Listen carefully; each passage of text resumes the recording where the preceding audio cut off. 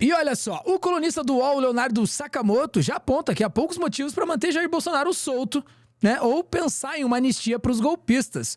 A extrema-direita está em disputa e é esse o assunto aqui do Plantão do Meteoro.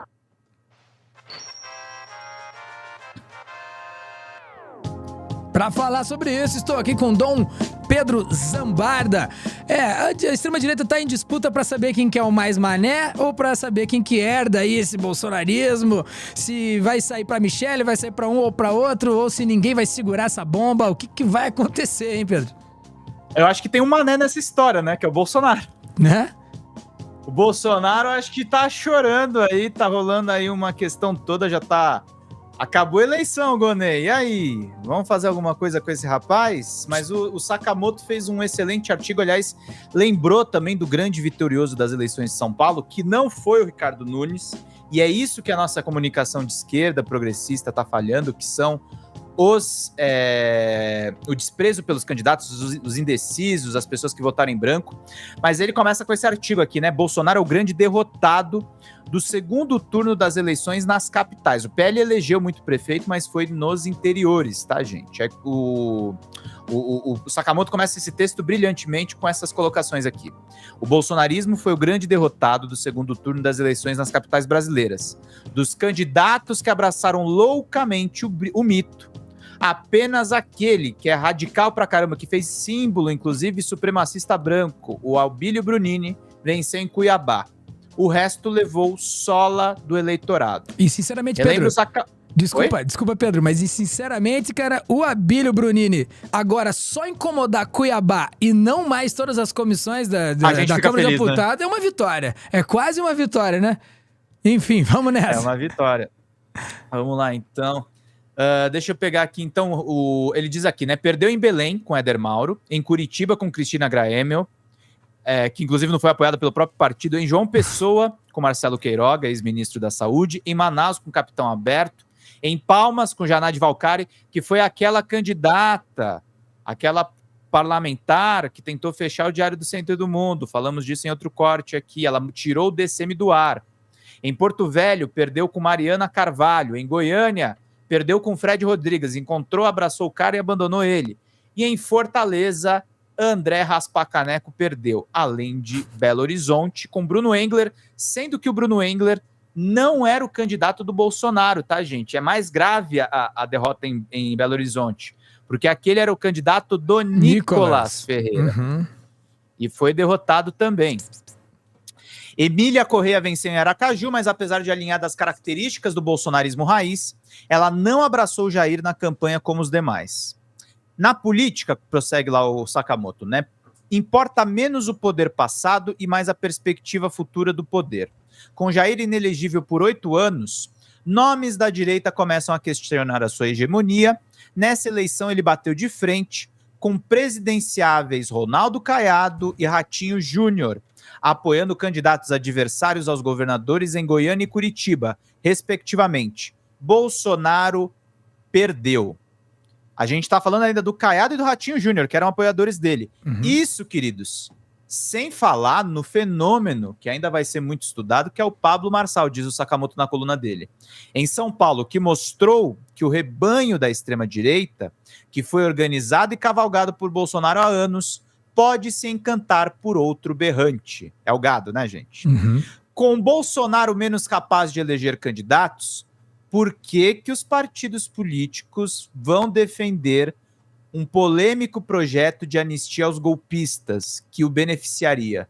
Por que eles vão defender a anistia, Salmazo? Pois é. Deixa aprender. Né? Eu acho que, assim, isso a gente já esperava, né? Uma certa debandada do bolsonarismo. Eu acho que o bolsonarismo ele vai até onde vai seu capital político e ele vai se esvaindo, uma vez que você não se mantém... não se mantém com a mesma moral, né, Pedro? Bolsonaro não é um cara que tá com essa moral toda. Agora ele tá ali, deprimido, parece né? E com... Enfim, com essa força política um tanto quanto retraída, e essa retração política dele aí acabou dando espaço pra esse fluido ir se esvaindo, né, bicho? E ele acabou indo pra vários lugares. E em todos esses lugares que esse fluido foi, por mais que tenha sido uma parcela dele só, ele foi pra lugares de pessoas mais competentes que o Bolsonaro, né? Tipo, dentro da sua... Dentro da podridão daquela ideologia também. Mas, tipo assim, né? Gente que... Fascistas nota 6, fascistas nota 7. Muito mais perigoso do que fascistas nota 2, como o Bolsonaro, né? Exatamente. Não, o cara tá ficando ali abaixo da média, né? Tá ficando realmente na linha ali de corte a ponto de ser abandonado. Tanto é que é isso aqui que realmente foi o resultado de São Paulo. Antes da galera começar a falar, a extrema-direita apavorou, a extrema-direita venceu, o Sakamoto vai nos números. E aí ele coloca essa segunda coluna aqui. Desprezo por candidatos fica em primeiro lugar em São Paulo, o Nunes em segundo e o Boulos em terceiro. A gente botou medo neles. A gente poderia ter puxado uns votinhos que ia complicar ali para o Nunes. O total de eleitores que não escolheu nenhum dos candidatos no segundo turno das eleições de São Paulo chegou a 3,6 milhões. É maior do que o prefeito reeleito, de 3,4, e o deputado Guilherme Boulos com 2,3. Sim, a maior força política que venceu na capital paulista não foi o nome do MDB, nem do PSOL, mas o desprezo, que é sem partido. Esse total é a somatória da abstenção, opção de 2,9 milhões de paulistanos, a maior taxa da história para um segundo turno na cidade, como havia profetizado ou prometido o ex-coach Pablo Marçal em sua sabatina com Boulos, com nulos de 430 mil e brancos 234 mil pessoas. Aí finaliza o Sakamoto nesse texto. Hoje há uma massa que se sente ressentida por trabalhar muito, mas tem baixo poder de compra e ainda por cima contar com serviços públicos insuficientes em uma cidade extremamente desigual, com baixa qualidade de vida e que está sendo castigada por não se preparar para uma mudança climática. Como trazer esse pessoal para a arena política, quebrando a ideia individualista do cada um por si e do Deus acima de todos? Eu selecionei esse texto do Sakamoto, esses dois textos para falar, porque esses fatos estão conectados, tá, Salmazo? Uhum. A herança maldita que o Bolsonaro está deixando para a política são justamente essas pessoas desesperançosas, essas pessoas exaustas de trabalhar, porque elas trabalham dentro da ideologia da extrema-direita. Elas estão largadas. E é óbvio que elas não vão acreditar na política e muito menos num candidato de esquerda. A gente precisa dialogar com esse eleitorado. Não adianta Bolsonaro ser preso e a esquerda só comemorar a prisão dele. Ele provavelmente é carta fora do baralho. Mesmo se ele não for preso, se ele permanecer inelegível, ele já é carta fora do baralho. Tanto é assim que eu quero finalizar esse corte com um vídeo também do próprio Sakamoto dizendo que o Tarcísio, ao tentar dar um golpe eleitoral no Boulos, com aquela história mentirosa do PCC, ele teve o seu momento Pablo Marçal. Então já está em disputa o que vai acontecer com os votos que o Bolsonaro tem. E tem muita gente que não vota porque está todo mundo desesperançoso nesse mundo em que a extrema-direita ainda tem poder, em que o fisiologismo ainda tem poder, mesmo com Lula presidente da República. Vamos ver juntos? Vamos lá, tá na tela.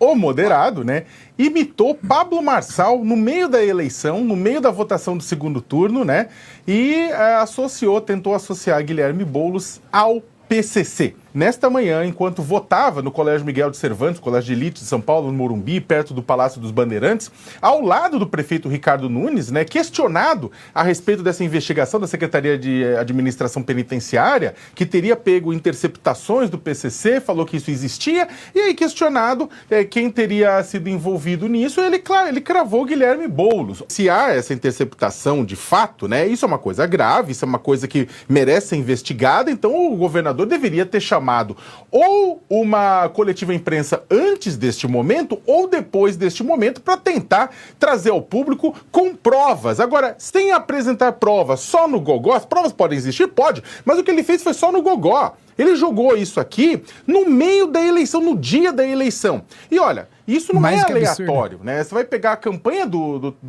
Nunes, desde o dia 1 do segundo turno, tenta vincular Guilherme Boulos aos presidiários, falando que o Boulos é o candidato dos presidiários, né? Então, o que acontece? A candidatura do Boulos corretamente reclamou, tem muita gente reclamando, dizendo que isso é abuso de poder político, que isso é uma tentativa de manipular o resultado das eleições no dia da eleição.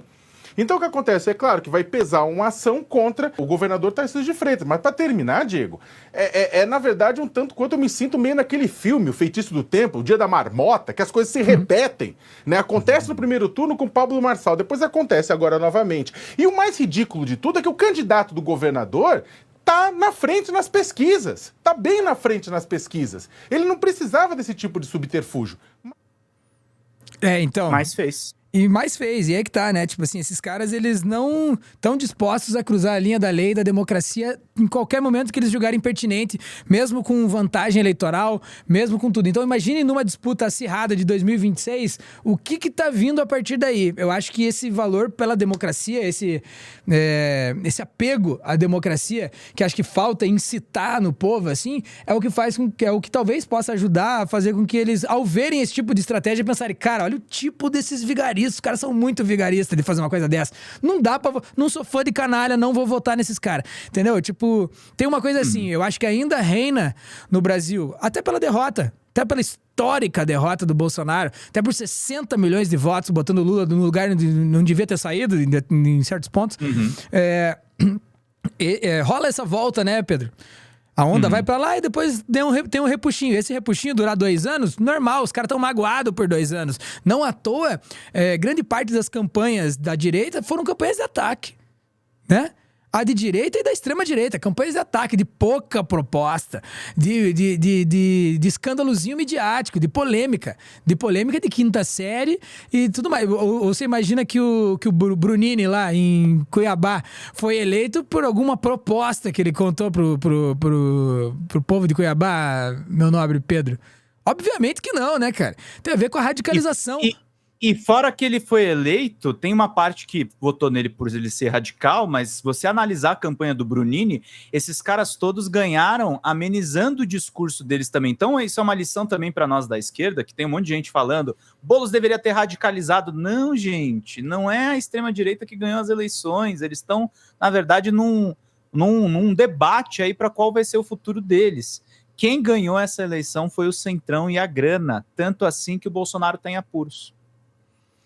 Se eles estivessem bem, eles não estavam deixando o Bolsonaro ir em cana. Verdade. E a gente tem que aprender, né, cara? Tem que aprender com isso. É difícil pra gente, né, não fazer um contraponto à altura, né? Mesmo que essa altura seja subterrânea, né? Seja em profundidade, né? Porque os caras são rasteiros, né, bicho? Nas suas práticas, né? Nos seus intentos, enfim. Mas... eu acho que são apenas facetas do fascismo. Os dois lados, entendeu? O Centrão é aquele fisiologismo, é aquela coisa que já tá ali já faz anos, vamos que vamos, aquele papinho mole ali. O Centrão é a real derrota da política brasileira, creio que seja tipo assim, o real motivo de desesperança da política brasileira é o Centrão. Creio, Jô, que se coloca enquanto terceira via, mas na verdade é o paralisante, né? É o spray paralisante, aquela cola que não deixa nada andar pra frente, tudo fica parado ali, e se eu agarro um pedacinho, esse pedacinho agora é meu, agora vamos continuar com você me dando uma partinha. Tudo aquilo que a gente aprendeu a abominar dentro da política nacional, talvez seja no Centrão mais do que tá na extrema-direita. Na extrema-direita tá uma galera querendo brigar ideologicamente por um ideário que, tipo, que é o bueiro do século passado, é o arroto do bueiro do século passado, assim, né? Algo que, ao meu ver, dá e passa. Mas talvez que passe de passar demora 20 anos, bicho. E nesse meio tempo tá tudo aquele lance, né? Um processo de moderar a imagem da direita, que sim, bebe da fonte do bolsonarismo e da extrema-direita, vide, por exemplo, o Dudu aqui, né? Eduardo Pimentel aqui em Curitiba, que o vice dele era o Paulo Martins, que é o garupinha do Bolsonaro quando veio pra cá, e tava no segundo turno brigando pra ver quem quer ter o apoio do Bolsonaro, se ele ou a Grêmio, tá ligado? O mais maluco ou só, entendeu? Então, tipo... Eu acho que com isso eles também estão tentando pintar a gente enquanto a polarização enquanto extrema esquerda. E acho que se a gente não der pra eles, às vezes... o que eles estão pedindo, quem sabe a gente não consiga brigar por esse centro, Pedro. E esse centro aí ainda machuca a gente, né, ter que negociar com eles, né? Não, é que machuca, né? A gente acaba subvertendo as nossas próprias pautas, né? É o que eu falei, a gente tá numa eleição que é o reflexo do próprio golpe da Dilma Rousseff. Vai ser complicado, Mas acho que tem saída, viu, Também Salvador? acho. No meio da confusão do Bolsonaro aí, tem uma oportunidade. Também acho que a gente vai ficar atento. Estive aqui com o Dom Pedro Zambarda em mais um plantão no Meteoro, olha só. Dá uma olhada aqui no trampo dele em @PedroSólidos. E não esqueça do Drops de Games. Olha aí. Drops de jogos, gente. Drops de jogos. Se inscreve lá no YouTube. Drops de jogos, é isso aí. Demorou. Escreve lá porque a gente quer ver ele de Yoshi aqui. E quando ele vier, vai ser demais. Falou? Esse foi mais um plantão do Meteoro. Valeu!